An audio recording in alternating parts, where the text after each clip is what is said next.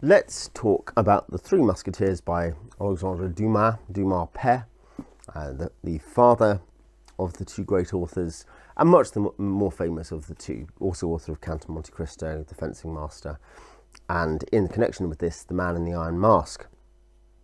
The Three Musketeers is, or was, the first of 3 volumes, which in English typically is divided into 5, which is The Three Musketeers, 20 years after the Vicomte de Bragelonne, something else, and The Man in the Iron Mask. I think, Louise de Valliere, or whatever the other one's called. There's 5 volumes. This is the first. They're each, 600 pages or so. It's the thing for Dumas was that, or I think they're average slightly over that, that the last 3 of those 5 volumes he published as one book. They were published in magazines like Dickens. This is a wonderful book. This is a great book. I think the others are generally well liked, and The Man in the Iron Mask is very highly rated. But this is the most famous one. This is where all for one and one for all comes up. It's only mentioned once, but it is seen as a motto of the Musketeers. It is a valuable lesson. It's about a young man from Gascony, from southwest France, called D'Artagnan. Historical figure. There is a loose film of history behind this, of historical names and people and events that sometimes are really well developed in terms of they are close to the history. In other cases are very much just inspiration, and in some cases Dumas gets timelines completely wrong and he doesn't care. He's telling a story. It's a historical romance rather than a piece of fictive history, as it were. Interesting, my copies are all the 19th century translation, but just edited and updated. I think that's common, actually. I don't know why there hasn't been a fresh translation or whatever. For some of these series, this is Oxford World Classics, but I also have a Penguin version of Man in the Iron Mask, and that's the same. So D'Artagnan goes off, and he, after some initial mishaps, basically, this is early on, and given he ends up with the Three Musketeers, he ends up trying to duel all 3 Musketeers on the same day, back to back, so Athos, Porthos and Aramis. And they are loyal to the king. They are part of the king's Musketeers. They are sympathetic to the queen, who is slighted by the king. The king is both excellent but also flawed. And the Queen Anne of Austria is the great romantic figure in many ways. And they are therefore, in a sense, enemies of the Cardinal Richelieu. It's complicated because Richelieu is not the real villain here. He is a complex character. He's actually quite an interesting character, but the real villain is initially, we think, is a guy called Rochefort, the man of Meung, but in fact it's really the famous, infamous Milady de Winter, played by Eva Green, is it, in the films that came out last year, and the French films. And basically these guys, these Musketeers, initially D'Artagnan is not one, he's just a friend of the Musketeers, are constantly trying to foil plots by the Cardinal and Milady.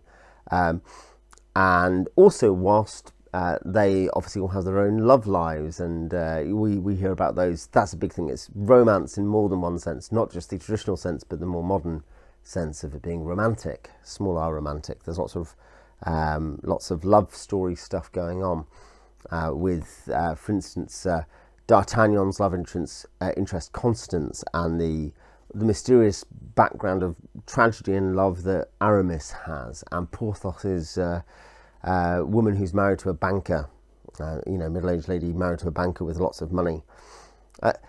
It's basic. It's sprawling. We're not talking about 600 pages in this one at this kind of size. It's really fun. It's sprawling. It's exciting. There's great action. The character is hilarious. At points, it's genuinely laugh out loud funny.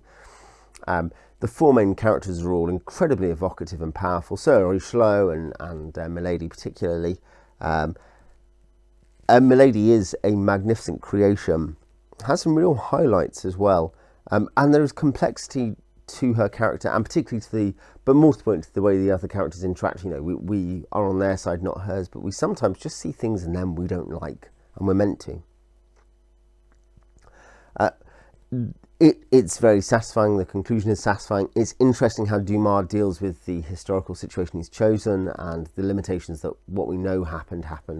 You know, in a way, it's a version of the Sharp problem, where for Bernard Cornwell, what he does instead is just make Sharp do everything that happened historically, including just changing events completely. And Dumas does that a bit, but in other ways he wants to, you know, there's massive events he's talking about. So how do they fit in with the Musketeers, who are relatively, even though they're based on real people, historically anonymous, didn't do the stuff that he credits them with. Yeah, it's very good fun. There's only one criticism. I thought for about 430 pages or whatever it is, I thought this was insanely good. And then for the last 40 pages or something I did as well. But for 100 pages or so, it slows down a lot. And basically, this isn't a particular spoiler. I don't think it's because the POV changes to a long section, chiefly through Milady's POV, and essentially because she's just an awful person and you're dealing with her being awful. I didn't gel with that. Some people don't. I think it's a controversial thing. Some people are like, "Oh, it's great. It's a wonderful examination of evil and other stuff." Some people, and I agree with them, basically think it's not great. It's weird. The writing is good. It's evocative. It's at point. It's quite affecting, quite emotionally affecting. It's still very skillful, I think. But it's as if he decided he was writing an adventure book and he'd gotten over that and he wanted to do something else for now. And of course, you get that a tiny bit sometimes with Dickens, who will go around the houses on something, then bang into something else, and then, you know, Dickens, he has this internal compass that works really well, but they're not particularly highly structured novels, and that's partly because they're magazine publication, one suspects, and it's the same for Dumas. Other people did write magazine publications, like I think Cranford, maybe my first review on this channel, did, and that's much more, you know, competently structured. But nonetheless, yes, it has that problem. That's a significant problem because I just didn't really enjoy it. And I was like, I want this to be over.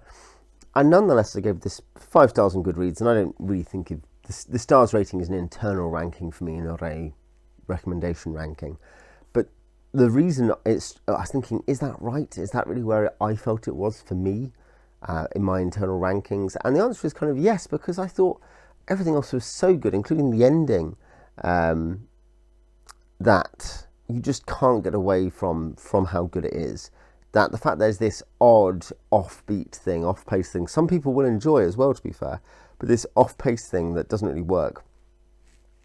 So what? It's still a great novel, massively enjoyable classic.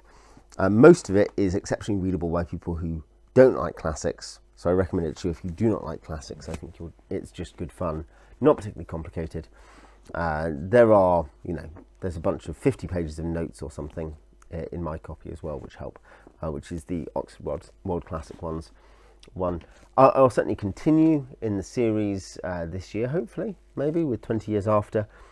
We will see. If you have read The Musketeers, either the first book or the whole cycle, the D'Artagnan Chronicles, then tell me what you think in the comments, and I'll see you next time.